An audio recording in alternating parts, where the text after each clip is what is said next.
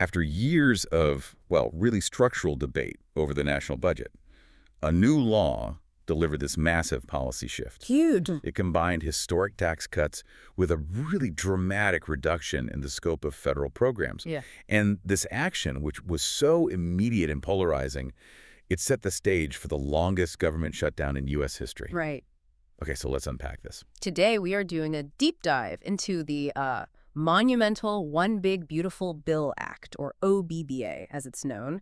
It was signed into law in July 2025. And right after that, we got the record-setting 44-day government shutdown. Exactly. And we've gathered a lot of sources here, everything from the critical Congressional Budget Office analysis, the CBO, all the way to political commentary.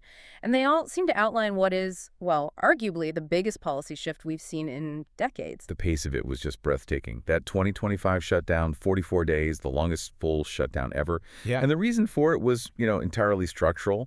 The political parties weren't just arguing over spending levels for the year. They were battling over the fundamental future size and the whole mission of government itself. That is the core tension here. The OBBBA, signed just a few months before the shutdown, was a legislative earthquake. It permanently locked in major tax reductions, it committed massive funding to border security, and, this is the critical part, it mandated historic structural cuts to cornerstone social programs. Like Medicaid. Like Medicaid, yes. And this is where the political strategy gets really, really explicit. During that 44-day stalemate, the administration didn't just wait it out. They characterized the lapse in government funding as an unprecedented opportunity. An opportunity to do what? To cut what they specifically labeled Democrat agencies. So this signaled a clear intent to dramatically redefine the operational role of the federal government, not just wait for a new funding deal. So our mission in this deep dive is to analyze the sheer policy substance of the OBBBA, to look beyond the rhetoric and see what actually changed for you.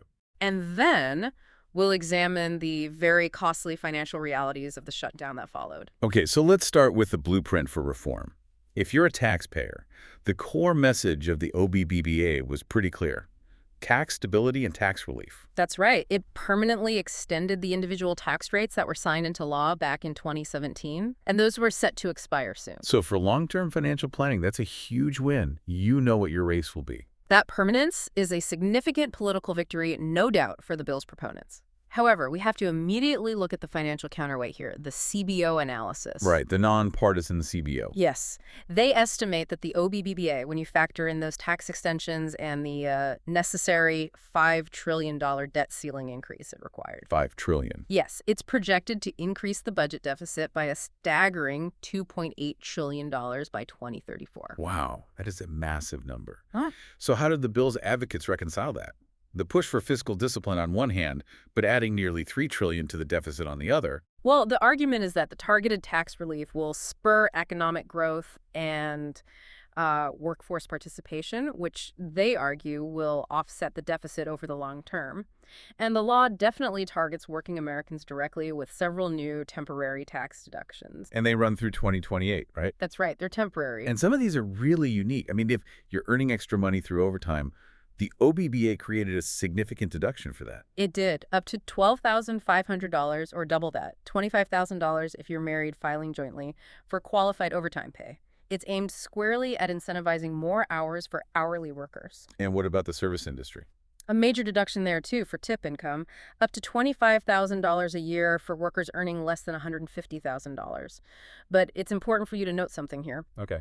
While this helps on your federal income taxes, it does not reduce your FICA taxes. So that's the payroll tax for Medicare and Social Security. Exactly. So your take-home pay gets a boost, but the long-term funding for entitlements is untouched by this specific deduction. That is a crucial distinction. Now, moving on to consumer incentives, the law now lets you deduct up to $10,000 a year in auto loan interest. But there's a catch. There always is. The car has to be a new car, and it has to have been assembled right here in the U.S. Okay, so a clear Buy American incentive. Mm-hmm. Then there's the relief for seniors, which, I mean, this seems like a massive political and fiscal shift. It really is. The law introduced a temporary tax deduction of up to $6,000 for seniors. It does phase out for those with a modified adjusted gross income over $75,000. But for most seniors. For most seniors, yes. The Council of Economic Advisors estimates this allows 88% of them to effectively clear their Social Security tax burden. That is genuinely profound. It basically transforms the Social Security tax from a universal levy into to something that looks more like an income tax, one that only the wealthiest 12% of seniors will pay. That has to alter the funding expectations for the program going forward. Absolutely. And on the business front, OBBBA strongly incentivized investment. For small and mid-sized businesses, it permanently increased the Section 179 depreciation deduction. And what does that mean in plain English for a small business owner? It means they can immediately write off far more of their equipment purchases. The maximum went from $1 million to $2.5 million. It's a huge boost for modernizing or expanding your operations without having to wait years for the tax relief. And for the bigger strategic industries, R&D and so on. Major adjustments there, too. The law now allows for full expensing of domestic research and experimentation costs. It's designed to keep that R&D investment right here inside U.S. borders. And what about pass-through entities, all the LLCs and S-Corp? The 20% deduction for qualified business income for owners of those entities was made permanent. That provides, stability for millions of smaller businesses that had been operating under temporary tax rules for years. And we also see this really surgical focus on specific industries. We do. The existing tax credit for advanced semiconductor manufacturing from the TCPS Act was increased significantly. It went from 25% up to 35%. That's a very clear signal of prioritizing domestic high-tech manufacturing. Okay, so we've seen the carrot massive tax incentives, stable rates. Now we have to turn to the stick. How did the OBBBA plan to offset some of that revenue loss and fund its other priorities? Well, this is where the ideological fight over the size and scope of government becomes clearest. The OBBBA fundamentally redesigned the federal safety net. It mandated substantial, truly historic spending reductions, mainly targeting low-income assistance programs. And the stated goal was? The stated goal was to encourage greater workforce participation. The numbers here are just. They're staggering. The CDO estimates these provisions will cut $840 billion from Medicaid spending over 10 years. $840 billion. That's the largest set of cuts in the program's entire history. It's a 12% cut overall. And where do most of those savings come from? The bulk of it comes from changes to eligibility. A key provision now requires most Medicaid recipients between the ages of 19 and 64 to work, train, or volunteer at least 80 hours a month. So the idea is to shift the financial burden away from the federal government. That's the intention, but the CBO also projects that these changes will increase the number of uninsured Americans by 7.8 million. And that's the direct consequence you have to analyze. The goal of pushing able-bodied adults into the workforce sits in direct conflict with nearly 8 million people losing their health care coverage. And we see a very similar philosophy applied to the Supplemental Nutrition Assistance Program, or SNAP. Food assistance. Right. The OBBBA expanded the work requirements for SNAP beneficiaries to include ages 18 up to 64. And what's more, it fundamentally shifted accountability to the states. Can you clarify that accountability shift? Certainly. It increased the state's administrative share of the costs for running the program to 75%. And here's the kicker. It requires states that have an error rate above 6%. So, too many ineligible people getting benefits to contribute up to 15% of the actual SNAP benefit costs themselves. It's essentially a federal penalty. Forcing states to tighten their own administrative controls. Exactly. All right, let's shift to energy. OBBBA executed a very swift and targeted rollback of green policies. It did, signaling a major philosophical shift back toward traditional energy sectors. It systematically eliminated popular tax credits from the previous administration's Inflation Reduction Act. So for you, the consumer, what did that mean? It meant the end of tax credits for buying new and used electric vehicles after September 30th, 2025.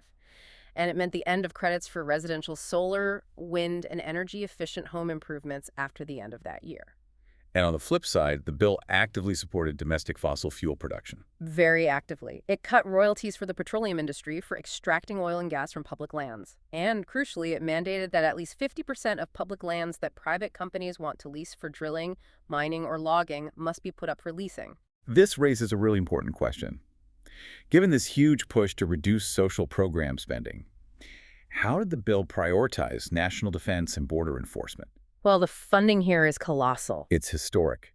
The law allocated a massive $170 billion specifically for border security. And inside that budget, $46.5 billion is dedicated solely to building the physical border wall. And the expansion of federal law enforcement is equally massive. Funding for immigration and customs enforcement ICE is set to surge dramatically. It goes from around $10 billion to over $100 billion by 2029. Which would make ICE the single most funded federal law enforcement agency in the entire country. It would.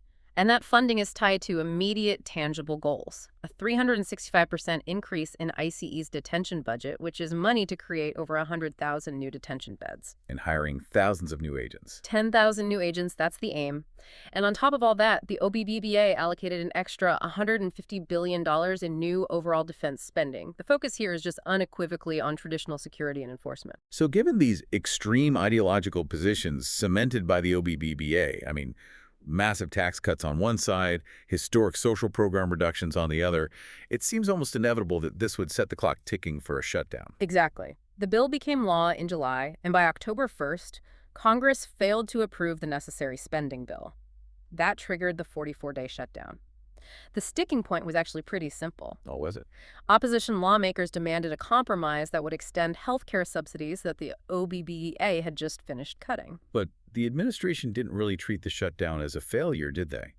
The political strategy was to use the lapse as a weapon. That's right. The president was documented meeting with policy advisors, including Russ Vought, to figure out which federal agencies, which the administration called Democrat agencies, should be targeted for cuts during the lapse. And they took direct aim at political opponents, right?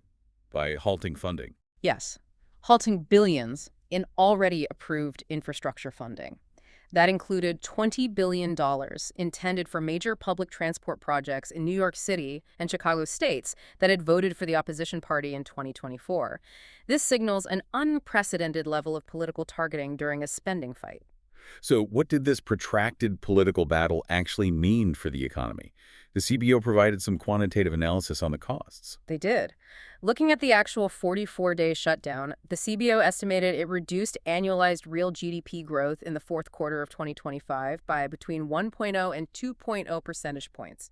That's a significant short-term slowdown. And crucially, the CBO estimated that between $7 billion and $14 billion of real GDP will never be recovered. Right. That's a permanent loss. That figure primarily represents the unrecovered output from the lost work hours of all those furloughed federal employees. It's productivity that's just gone forever. It really highlights a structural flaw in treating the federal workforce as expendable political collateral during these budget fights. However, if you look away from the federal government and at the private sector, private data sources indicated a high degree of resiliency. So people just kept spending. Pretty much. Consumer spending and activity remain remarkably consistent with pre-shutdown levels. It reinforces that long-held view that the broader economy can often recover pretty quickly from a temporary failure of federal spending. And that resilience is expected to be reinforced by the massive fiscal stimulus that's baked right into the OBBBA. Which fully kicks in on January 1st, 2026. Right. The new tax expansions, combined with earlier rate cuts from the Federal Reserve, are designed to fuel a consumer spending boom in the first half of the year. And the numbers confirm this expected boost for you, the taxpayer. Consumers are going to see their average tax refunds jump from about $3,050 in 2025 to more than $3,600 in 2026. That extra $550 in the average refund isn't just a number. For many households, that's discretionary cash. That's a new appliance, a family trip. This injection of capital is expected to push real GDP growth upward at a solid 2.8% annual pace in 2026. So we've seen that the One Big Beautiful Bill Act represents this profound structural commitment to lower taxes, increased border security, and drastically reduced entitlement spending. And the immediate response was the longest government shutdown in history, which demonstrated just how deep the ideological fractures are over the future size of the federal government. And while the CBO confirmed that the short-term pain of that shutdown involved billions in permanent lost wages and a temporary economic slowdown, the OBBA's core and its most controversial provisions, the massive tax cuts and the historic border funding, were ultimately preserved through that crisis.